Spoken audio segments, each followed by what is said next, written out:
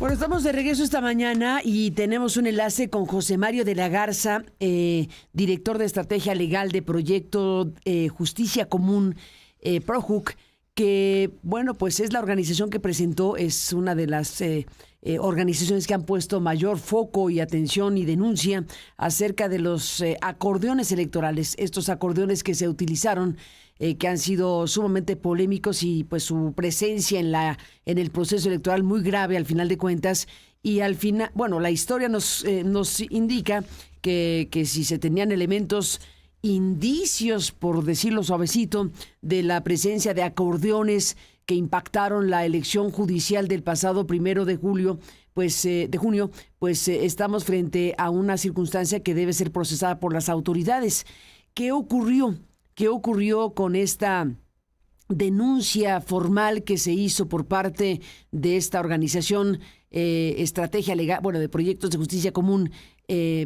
Pues nos va a contar José Mario los detalles esta mañana. Bienvenido al programa y gracias por estar aquí. Chao. José Mario de la Garza, ¿me escuchas? Hola Carmen, buenos días y a tu auditorio, gracias Buenos por el días. espacio, como siempre. Gracias por estar aquí. Saludarnos otra vez. Igualmente, gran gusto saludarte. Y bueno, pues hablamos en su momento cuando presentaron esta denuncia formal por el tema de los acordeones. Cuéntanos qué ocurrió, ¿en qué va? Pues mira, Carmen, presentamos esta denuncia específicamente de la operación acordeón desplegada en la Ciudad de México. Basamos nuestra denuncia en una investigación periodística que realizó el periódico Reforma, ¿no? En donde incluso se exhibe un cheque de la banca Firme que se está utilizando para pagar a los brigadistas que repartían los acordeones, que iban casa por casa. Se acreditó dónde estaban los centros de reclutamiento y los centros de pago. Presentamos esta denuncia ante el Instituto Nacional Electoral. El INE lo único que hizo, Carmen, fue preguntarle a las personas denunciadas y a los institutos políticos denunciados que habían cometido la infracción electoral.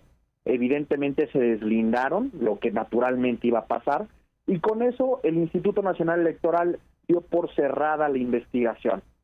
Impugnamos esa determinación ante la Sala Superior y con un proyecto del magistrado Felipe de la Mata, pues se confirmó el carpetazo definitivo a la investigación de la operación acordeón en la Ciudad de México, bajo un argumento muy preocupante para el derecho de acceso a la justicia electoral en nuestro país, porque prácticamente los magistrados de la Sala Superior, Carmen, revierten la carga de la prueba totalmente hacia la ciudadanía y le requieren a la ciudadanía que presente pruebas directas de esquemas sofisticados y encubiertos de coacción electoral, que prácticamente es imposible, ¿no? Decía el magistrado Reyes, bueno, ¿cómo un ciudadano va a acudir ante la Comisión Nacional Bancaria y Valores a pedir información? ¿Cómo le va a pedir información a la policía cibernética?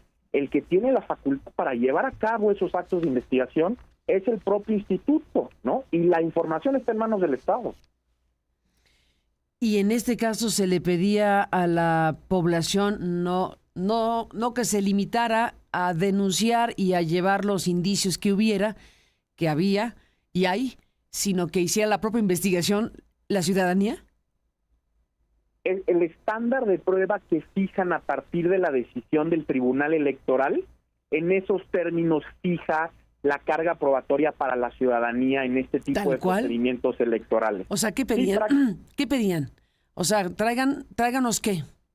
Tráiganos aquí, pues, ¿qué dice la Comisión Bancaria o cómo es el asunto? Sí, prácticamente lo que nos pedían era prueba directa de quién había fabricado los acordeones, con qué métodos habían pagado, prácticamente videos grabados en definición alta de los funcionarios entregando los acordeones, que eso los exhibimos a través de los links, pero, Carmen, pruebas directas de cómo se realizó esta operación. Déjame decirte algo, el Tribunal Electoral ya tiene jurisprudencia de casos en donde es muy difícil acreditar con pruebas directas y contundentes violaciones electorales, y ha desarrollado esto que le ha llamado la prueba contextual, en donde si se acredita un patrón reiterado de eventos dentro de un proceso electoral y se aportan indicios, eso es suficiente para poder llegar a la conclusión válida y jurídica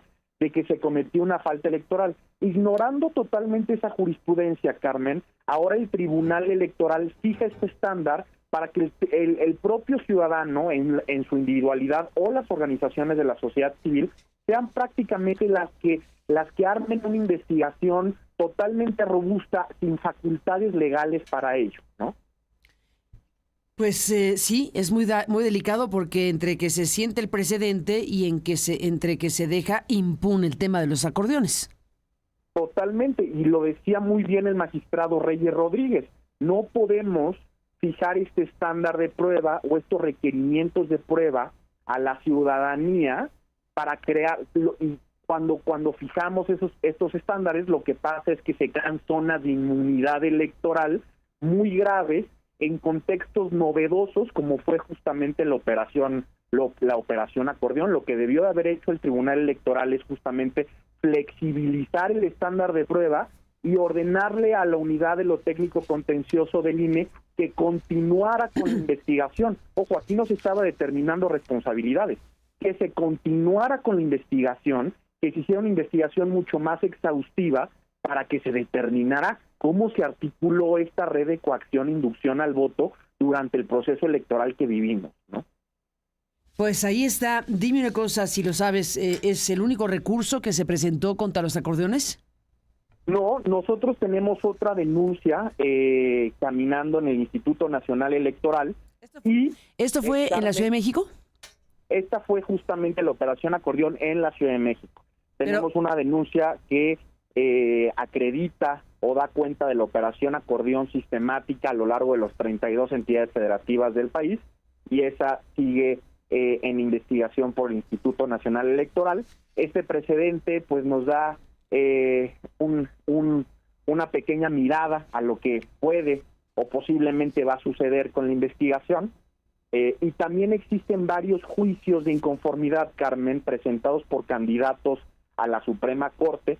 Existe uno presentado por el candidato Carlos Odriozola, en donde se plantea justamente que la operación Acordeón fue sistemática, fue reiterada, con uso de recursos públicos, y eso viola el principio del sufragio libre, directo y secreto de la ciudadanía, y con base en ello se está pidiendo la nulidad de la elección. Es uno de los argumentos que se está planteando. Entonces, la Sala Superior se tendrá que volver a enfrentar a la operación Acordeón, y desde este lado de la ciudadanía, Carmen, vamos a seguir insistiendo y no vamos a quitar el dedo del renglón.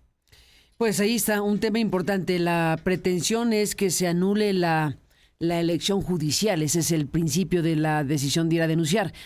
Por lo pronto, eso podrían concederlo o no, cosa que se ve bastante lejano acorde a este tribunal, pero un punto importante es que quede acreditada de la manera en que debería quedar acreditada la conducta de quienes la hayan cometido de fabricar, diseñar y distribuir acordeones, sobre todo cuando se puede apreciar con toda claridad que esos acordeones, desde luego, pues fueron una ruta de un tipo de conducta que acabó con los resultados que tenemos. Quienes estaban en los acordeones quedaron seleccionados, quedaron ganadores, entre comillas.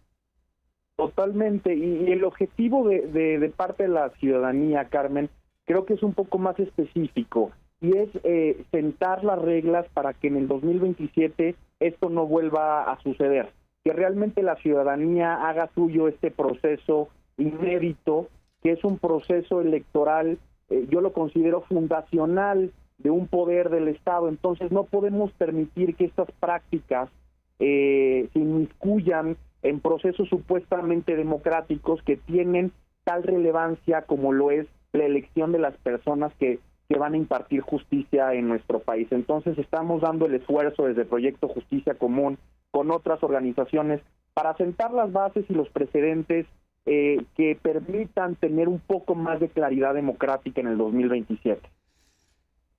Un poco más de claridad democrática en 2027. Vaya frase que dejas aquí, José Mario.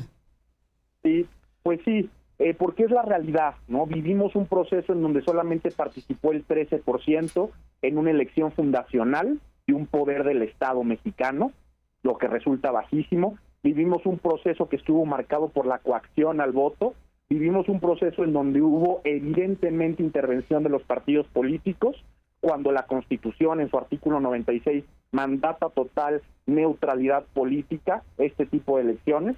Eso se va a ver en un nivel muchísimo más alto, Carmen, de afectación, porque como sabrás, en el 2027 coincide la elección judicial con la elección intermedia, lo que la OEA en su recomendación o en su informe dijo que era totalmente indeseable, porque tiene que ser una elección desvinculada de los partidos políticos.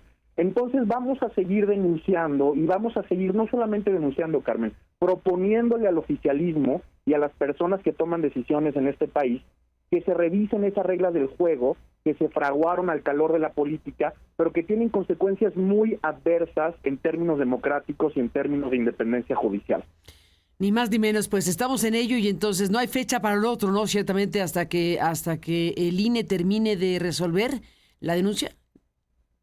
Sí, hasta que el INE termine de realizar las investigaciones preliminares y tome una decisión de si se envía a la sala especializada del Tribunal Electoral para que decida la infracción electoral, y después los juicios de las candidaturas corren por cuerda separada y esos están en análisis en las ponencias correspondientes. El del candidato Carlos Odriozola está en la ponencia del magistrado Reyes Rodríguez Mondragón.